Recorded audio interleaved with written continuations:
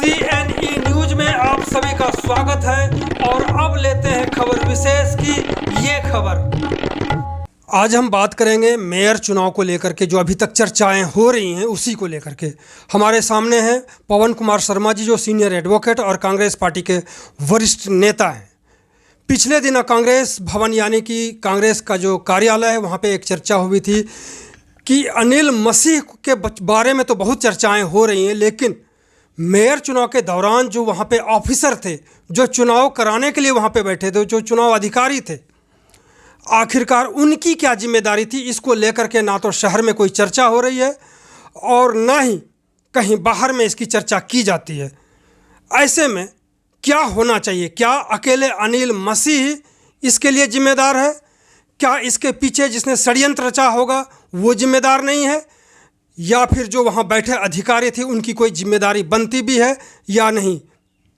पवन शर्मा जी, क्या जिम्मेदारी बनती है इन लोगों की? सिर्फ एक आदमी की चर्चा आती है जो कि बलि का बकरा बन चुका है। म्यूनसिपल एक्ट पंजाब जो है उसके हिसाब से चंडीगढ़ म्यूनसिपल कॉरपोरेशन का गठन हुआ है और उसमें बहुत क्लियरली मेंशन किया है कि ये इलेक्शन की जिम्मेवारी जो है डिप्टी कमिश्नर यूटी चंडीगढ़ की होगी और डिप्टी कमिश्नर यूटी चंडीगढ़ की ही जिम्मेवारी थी और ये इलेक्शन उनकी सुपरविज़न में होना था, उनकी देखरेख में होना था और ख़ास करके एक निष्पक्ष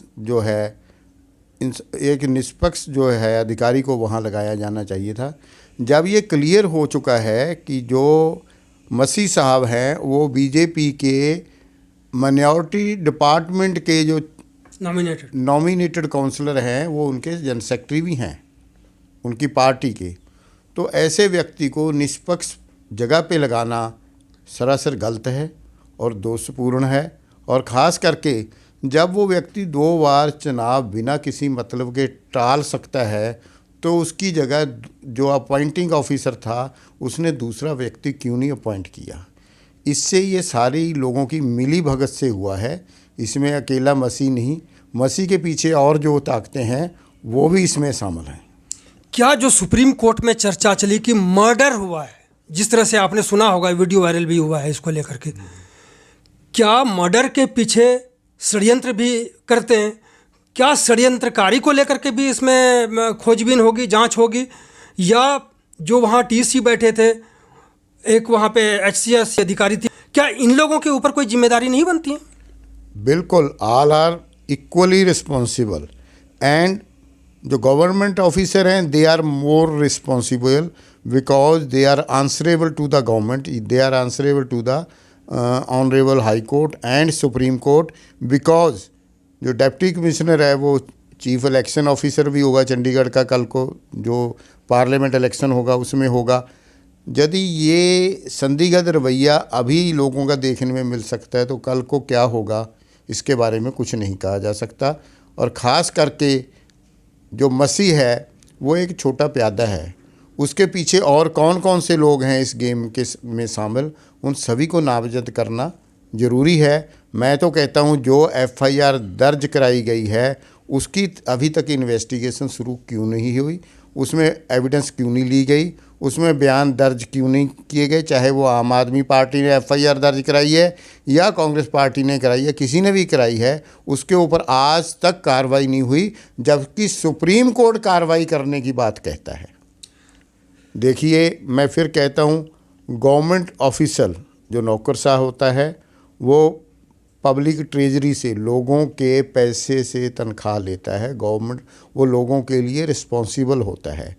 Anil Masih was nothing, Anil Masih was simply appointed for some particular purpose. Who appointed him, whether he watched the proceedings of the working of Anil Masih. तो मैं तो कहता हूँ कि इनको, उन लोगों को भी पार्टी बनाना चाहिए था मुकदमे में, पिटीशन में, जो अनिल मसीह के अपॉइंटी थे, उनका क्या रोल रहा है इस बारे में जो है खुलासा होना ज़रूरी है।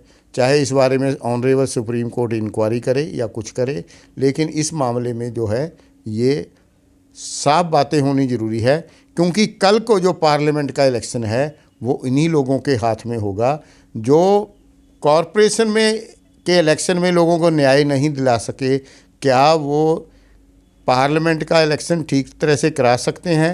मैं चुनाव जो इलेक्शन कमीशन है उससे भी निवेदन करूंगा कि ये चंडीगढ़ का जो वक्त का हालिया जो प्रोग्राम है इसको देखते हुए हमें सोचना होगा कि चंडीगढ़ में पार्लियामेंट का चुनाव निष्पक्ष हो सकता है या नहीं हो सकता, जबकि कॉरपोरेशन का एक छोटा सा लोकल बॉडी का चुनाव नहीं हो सका। नहीं हो सका। दूसरी बात, अगर दोबारा चुनाव कराने की नौबत आती है जैसा लग रहा है अभी तक, क्या ये ऑफिसर उस चुनाव में होने चाहिए जिस तरह से ये हुआ, या अफसर को बदलना होगा, चाहे वो डीसी हो या और भी उस दिन जो अधिकारी वहाँ मौजूद थे चुनाव को लेकर के? जो जिन लोगों की भूमिका संदिग्ध पाई गई है, चाहे वो किसी तरीके से भी पाई गई है, उनको अपने आप पीछे हट जाना चाहिए और जो चुनाव है वो हाई कोर्ट या सुप्रीम कोर्ट के अपॉइंट किए हुए जो कोई भी जुडिशियल अधिकारी है उसकी देखरेख में चुनाव होना चाहिए। बहुत लोगों ने कहा है कि सुप्रीम कोर्ट के निगरानी में ही ये चुनाव होने चाहिए, क्योंकि पहले भी कुछ बातें उठी हैं इस तरह की।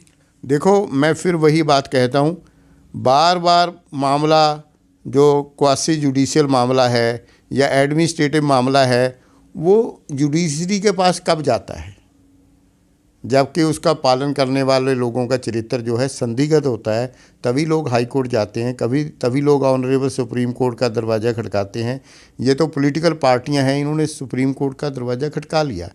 यदि कोई आम व्यक्ति होता तो क्या वो इस छोटे से इस मैटर को लेके सुप्रीम कोर्ट जा सकता था? नहीं जा सकता था। सो मैं तो ये कहूँगा कि इस मामले में जो चुनाव हो वो ऑनरेबल सुप्रीम कोर्ट चाहे हाई कोर्ट से कोई ऑफिसर अपॉइंट करे और उसकी देख रेख में चुनाव हो तो सच्चाई सबके सामने आ जाएगी।